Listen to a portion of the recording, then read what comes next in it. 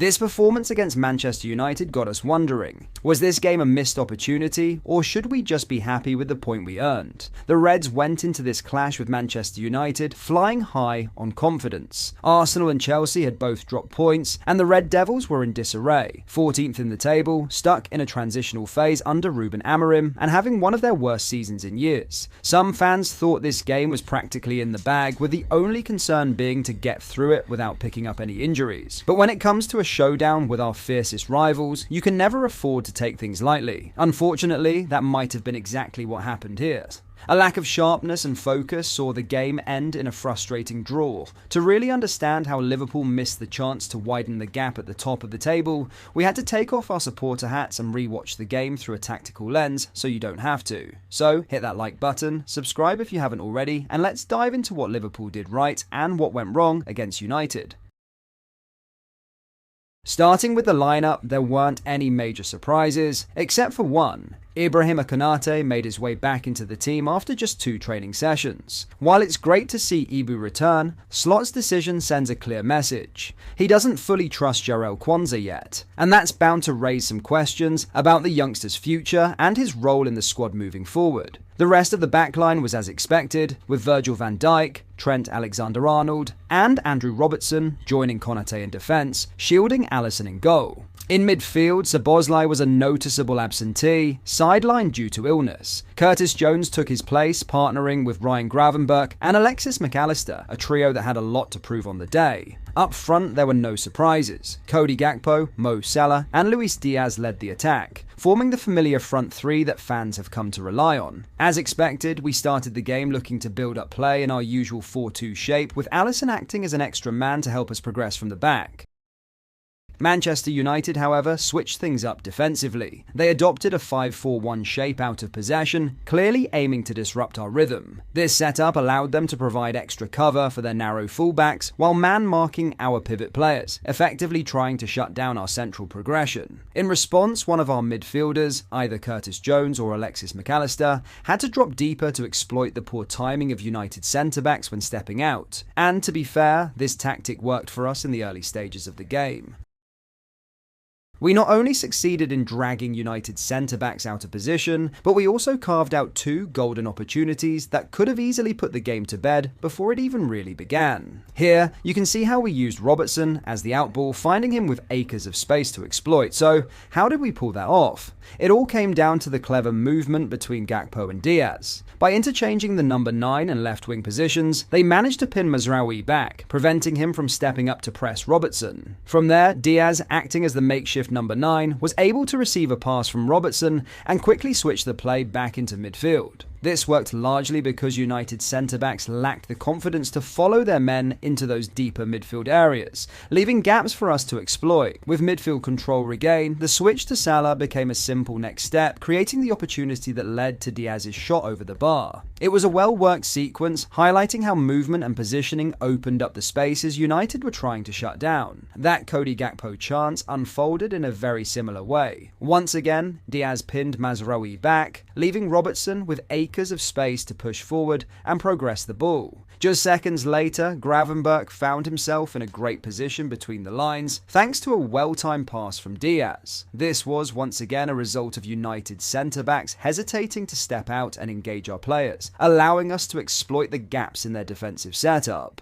And guess what? Our arguably biggest chance of the first half also came from our players' clever off-the-ball movement. Once again, you can see Maguire hesitate, lacking the confidence to step up and press Mac Allister. Instead, as soon as he notices Jones making a run into space, he opts to track him back. This moment of indecision even threw De Ligt off as he got caught reacting to Maguire's movement. Meanwhile, Ibu spotted the opportunity and played a perfect diagonal pass towards Salah. With the defensive confusion, Mac Allister was able to dart into the open space and receive the ball. Unfortunately for us, Onana was up to the challenge and made a fantastic save to deny what could have been a crucial goal. Now, if you missed the game yesterday and are watching this video, you might think Liverpool were creating chances left, right and centre. After all, just 15 minutes in, we had had already racked up around 0.9 xg. But here's the thing, that wasn't the case at all. In reality, this was arguably one of our worst performances of the season. Maybe not as bad as the Girona game, but certainly up there, and probably our poorest showing in the league so far. The pressing was once again far too passive. This allowed Manchester United to look like they were controlling the game, comfortably settling into their strict 3-2-5 shape. To make matters worse, we let them repeatedly target our right-back area, a strategy that proved effective, especially given that Trent Alexander-Arnold's performance on the day did little to help the situation.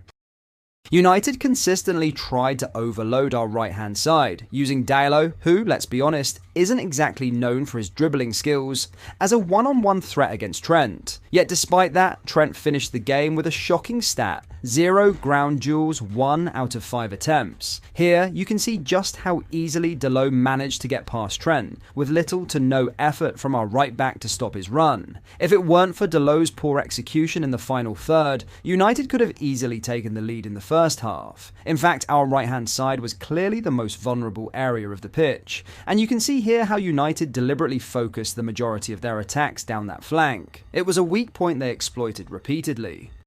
What made things even worse is that one of the very weapons we've relied on to win games actually ended up costing us 2 points yesterday. Let us explain. In the second half, Manchester United's centre-backs improved their timing when stepping out of the defensive line. Unfortunately, one of these well-timed jumps directly led to their first goal. It started with Lisandro Martinez anticipating Trent's pass towards Salah. As we've mentioned in our previous video about Salah, he's almost always the highest player on the pitch when Liverpool are defending. That high positioning, which has often been a source of goals and opportunities for the Reds, ended up backfiring in this game. This time Salah's advanced position left us exposed, and Martinez's intervention set the chain of events that led to United's equalizer. It was a rare but costly example of one of our strengths turning into a weakness.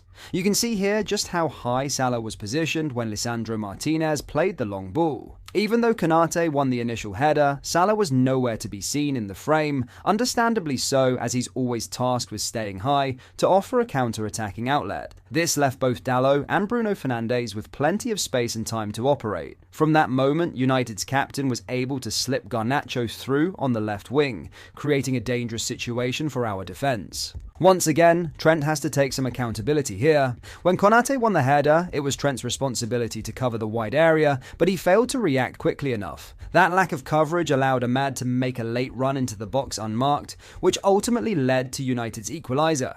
It was a series of small lapses that added up to a big problem. As we've said, this wasn't our finest performance. The lack of intense pressing, the early chances wasted, and our inability to deal with United's threats on the right-hand side all combined to give the opponents moments of control and plenty of opportunities to cause us problems. That being said, some players absolutely deserve credit for their contributions.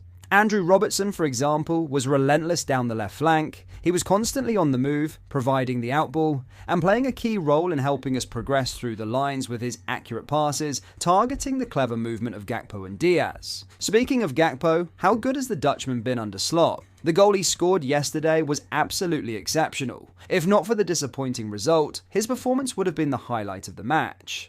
Gakpo is finally being utilised the right way, profiled as a wide winger with the freedom to cut inside or attack the space behind defenders. His goal was a perfect example of his growing confidence and skill set. The way he timed his run into the box sent De Ligt back to the Netherlands with a slick dribble and delivered an outrageous finish to get the equaliser. That's the kind of brilliance that not every player is capable of producing. McAllister and Gravenberch also deserve their share of praise. The Argentine was arguably one of our most creative players alongside Salah. He provided the assist for our first goal and was always available as a passing option, consistently looking to push into threatening areas and link up play with intent. Gravenberch, on the other hand, played a crucial role in helping us progress the ball. Time and again, he managed to spin away from Kobbie Mainoo with ease, turning tight situations into dangerous attacking opportunities. His composure and ability to bypass pressure were key to our moments of dominance. And of course, we can't talk about this game without mentioning our star man, Mo Salah. Despite being heavily marked, doubled up on by United's left wing-back and left centre-back, Salah still managed to be our primary threat in the final third. His creativity opened up chances for his teammates, and he coolly slotted home his 18th goal of the season from the penalty spot, further solidifying his role as our talisman. Was it a disappointing result? Of course it was, but considering this was arguably our worst league performance so far this season, it's better to view this as a point earned rather than 2 lost. This game should serve as a much needed wake-up call for the Liverpool players. After all, this is the Premier League. It's not over until the final game. No matter the opponent, their position in the table, or their current form, no game can be taken for granted. Yes, Arsenal and Chelsea dropped points this time, but there's no guarantee we'll get that same cushion again. Right now, the title is ours to lose, and we simply cannot let that happen. What did you make of our performance in this game? Do you think Trent's struggles were just a one-off, or could the ongoing rumours and scrutiny be starting to affect him mentally? And why do you think we allowed Manchester United to have more control than they deserved? Let us know your thoughts in the comments below. If you enjoyed this analysis, don't forget to hit the like button and subscribe for more in-depth content.